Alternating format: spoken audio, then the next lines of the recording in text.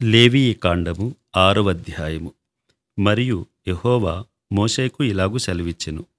ఒకడు యెహోవాకు విరోధముగా ద్రోహము చేసి పాపి అయిన ఎడల, అనగా తనకు అప్పగింపబడిన దాని గూర్చియే గాని, తాకట్టు ఉంచిన దాని గూర్చియే గాని, దోచుకొనిన దాని గూర్చియే గాని, తన పొరుగువానితో బొంకిన ఎడలనేమి, తన పొరుగువాని బలాత్కరించిన ఎడలనేమి, పోయినది తనకు దొరికినప్పుడు దాని గూర్చి బొంకిన ఎడలనేమి, మనుష్యులు వేటిని చేసి పాపులగుదురో వాటన్నిటిలో దేని విషయమైనను అబద్ధ ప్రమాణము చేసిన ఎడలనేమి, అతడు పాపం చేసి అపరాధియగును గనుక అతడు తాను దోచుకొనిన సొమ్మును గూర్చి గాని, బలాత్కారము చేతను అపహరించిన దాన్ని గూర్చి గాని, తనకు అప్పగింపబడిన దానిని గూర్చి గాని, పోయి తనకు దొరికిన దాని గూర్చి గాని, దేని గూర్చి అయితే తాను అబద్ధ ప్రమాణము చేసెనో దానినంతయు మరలా ఇచ్చుకొనవలెను. ఆ మూలధనమునిచ్చుకొని దానితో దానిలో 5వ వంతును తాను అపరాధ పరిహారార్థ బలి అర్పించు దినమున సొత్తుదారునికి ఇచ్చుకొనవలెను. అతడు యెహోవాకు తన అపరాధ విషయములో నీవు ఏర్పరచు వెలకు మందలో నుండి నిర్దోషమైన పొట్టేలును యాజకుని యొద్దకు తీసుకుని రావలెను. ఆ యాజకుడు యెహోవా సన్నిధిని అతని నిమిత్తము ప్రాయశ్చిత్తము చేయగా, అతడు అపరాధియగునట్లు తాను చేసిన వాటన్నిటిలో ప్రతిదాని విషయమై అతనికి క్షమాపణ కలుగును. మరియు యెహోవా మోషేకు ఇలాగు సెలవిచ్చెను. నీవు అహరోనుతోనూ అతని కుమారులతోనూ ఇట్లనుము, ఇది దహనబలిని గూర్చిన విధి. దహనబలి ద్రవ్యము ఉదయం వరకు రాత్రి అంతయు బలిపీఠం మీద దహించుచుండుము. బలిపీఠం మీద అగ్ని దానిని దహించుచుండును. యాజకుడు తన సన్ననార నిలువుటంగిని తొడుగుకొని, తన మానమునకు తన నారలాగును తొడుగుకొని, బలిపీఠం మీద అగ్ని దహించు దహన బలి ద్రవ్యపు బూడిదను ఎత్తి బలిపీఠం నొద్ద దానిని పోసి, తన వస్త్రములను తీసి వేరు వస్త్రములను ధరించుకుని పాళెము వెలుపలనున్న పవిత్ర స్థలమునకు ఆ బూడిదను తీసుకుని పోవలెను. బలిపీఠం మీద అగ్ని మండుచుండవలెను, అది ఆరిపోకూడదు. ప్రతి ఉదయమున యాజకుడు దానిమీద కట్టెలు వేసి దానిమీద దహనబలి ద్రవ్యమును ఉంచి సమాధాన బలియగు పశువు క్రొవ్వును దహింపవలెను. బలిపీఠం మీద అగ్ని నిత్యము మండుచుండవలెను, అది ఆరిపోకూడదు. నైవేద్యమును గూర్చిన విధి ఏదనగా, అహరోను కుమారులు యెహోవా సన్నిధిని బలిపీఠమునెదుట దానిని అర్పించవలెను. అతడు నైవేద్య తైలము నుండియు దాని గోధుమ పిండి నుండియు చేరెడు పిండిని, నూనెను, దాని సాంబ్రాణి యావత్తును దానిలో నుండి తీసి జ్ఞాపక సూచనగాను వాటిని బలిపీఠం మీద యెహోవాకు ఇంపైన సువాసనగాను దహింపవలెను. దానిలో మిగిలిన దానిని అహరోనును అతని సంతతి వారును తినవలెను. అది పులియనిదిగా పరిశుద్ధ స్థలంలో తినవలెను. వారు ప్రత్యక్షపు గుడారం యొక్క ఆవరణంలో దానిని తినవలెను. దానిని పులియబెట్టి కాల్చవలదు. నా హోమద్రవ్యములలో వారికి పాలుగా దానినిచ్చియున్నాను. పాప పరిహారార్థ బలివలెను, అపరాధ పరిహారార్థ బలివలెను, అది అతి పరిశుద్ధము. అహరోను సంతతిలో ప్రతివాడును దానిని తినవలెను. ఇది యెహోవా హోమముల విషయములో మీ తరతరములకు నిత్యమైన కట్టడ. వాటికి తగిలిన ప్రతి వస్తువు పరిశుద్ధమగును. మరియు యెహోవా మోషేకు ఇలాగు సెలవిచ్చెను.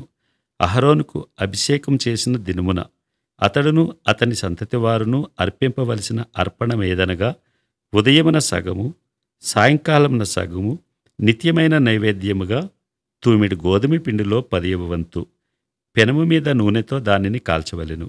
దానిని కాల్చిన తరువాత దానిని తేవలెను. కాల్చిన నైవేద్య భాగములను యెహోవాకు ఇంపైన సువాసనగా అర్పింపవలెను.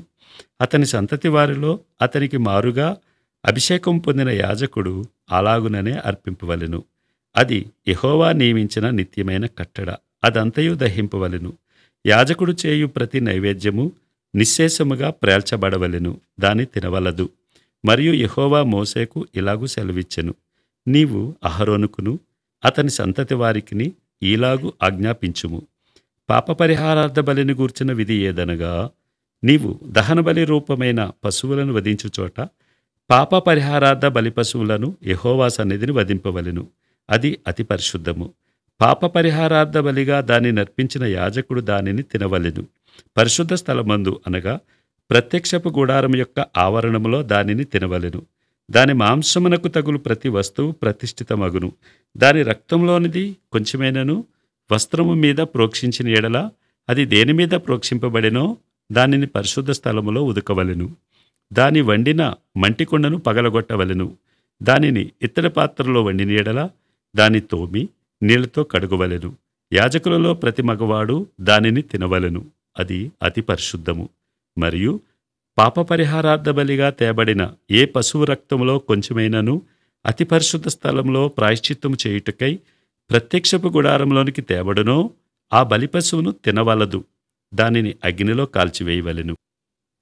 లేవీ కాండము 7వ అధ్యాయము. అపరాధ పరిహారార్థ బలి అతి పరిశుద్ధము. దాని గూర్చిన విధి ఏదనగా, దహనబలి పశువులను వధించు చోట అపరాధ పరిహారార్థ బలి రూపమైన పశువులను వధింపవలెను. బలిపీఠం చుట్టూ దాని రక్తమును ప్రోక్షింపవలెను. దానిలో నుండి దాని క్రొవ్వంతటిని అనగా దాని క్రొవ్విన తోకను, దాని ఆంత్రములలోని క్రొవ్వును, 2 మూత్రగ్రంథులను, డొక్కలపైనున్న క్రొవ్వును, మూత్రగ్రంథుల మీది క్రొవ్వును, కాలేజము మీది వపను తీసి దానినంతయు అర్పింపవలెను. యాజకుడు యెహోవాకు హోమముగా బలిపీఠం మీద వాటిని దహింపవలెను. అది అపరాధ పరిహారార్థ బలి. యాజకులలో ప్రతి మగవాడు దానిని తినవలెను. అది అతి పరిశుద్ధము. పరిశుద్ధ స్థలములో దానిని తినవలెను. పాప పరిహారార్థ బలిని గూర్చి గాని అపరాధ పరిహారార్థ బలిని గూర్చి గాని విధి ఒక్కటే. ఆ బలిద్రవ్యము దాని వలన ప్రాయశ్చిత్తము చేయు యాజకుని దగును. ఒకడు తెచ్చిన దహన బలిని ఏ యాజకుడు అర్పించునో ఆ యాజకుడు అర్పించిన దహనబలి పశువు చర్మము అతనిది. అది అతని దగును. పొయ్యి మీద వండిన ప్రతి నైవేద్యమును, కుండలనే గాని పెనము మీదనే గాని కాల్చినది యావత్తును దానిని అర్పించిన యాజకునిది. అది అతని దగును. అది నూనె కలిపినదే గాని పొడిదే గాని మీ నైవేద్యములన్నిటినీ అహరోను సంతతి వారు సమముగా పంచుకొనవలెను. ఒకడు యెహోవాకు అర్పింపవలసిన సమాధాన బలిని గూర్చిన విధి ఏదనగా, వాడు కృతజ్ఞతార్పణముగా దాన్ని నర్పించున్నప్పుడు తన కృతజ్ఞతార్పణ రూపమైన బలిగాక నూనెతో కలిసినవియు పొంగనివియునైన పిండి వంటలను, నూనె పూసినవియు పొంగనివియునైన పలచని అప్పడములను, నూనె కలిపి కాల్చిన గోధుమ పిండి వంటలను అర్పింపవలెను. ఆ పిండి వంటలే కాక సమాధాన బలి రూపమైన కృతజ్ఞతా బలి ద్రవ్యములో పులిసిన రొట్టెను అర్పణముగా అర్పింపవలెను. మరియు ఆ అర్పణములలో ప్రతి దానిలో నుండి ఒకదాని యెహోవాకు ప్రతిష్ఠితార్పణముగా అర్పింపవలెను. అది సమాధాన బలిపశు రక్తమును ప్రోక్షించిన యాజకునిది. అది అతని దగును. సమాధాన బలిగా తాను అర్పించు కృతజ్ఞతా బలి పశువును అర్పించు దినమే దాని మాంసమును తినవలెను. దానిలోనిది ఏదియూ మరునాటికి ఉంచుకొనకూడదు. అతడు అర్పించు బలి మ్రొక్కుబడియే గాని స్వేచ్ఛార్పణయే గాని అయిన ఎడల అతడు దాన్ని నర్పించునాడే తినవలెను. మిగిలినది మరునాడు తినవచ్చును. 3వ నాడు ఆ బలి పశువు మాంసములో మిగిలిన దానిని అగ్నితో కాల్చివేయవలెను. ఒకడు తన సమాధాన బలి పశు మాంసములో కొంచెమైనను 3వ నాడు తినిన ఎడల అది అంగీకరింపబడదు. అది అర్పించిన వానికి సమాధాన బలిగా ఎంచబడదు. అది హేయము. దాని తినువాడు తన దోషశిక్షను భరించును. అపవిత్రమైన దేనికైనను తగిలిన మాంసమును తినకూడదు. అగ్నితో దానిని కాల్చివేయవలెను.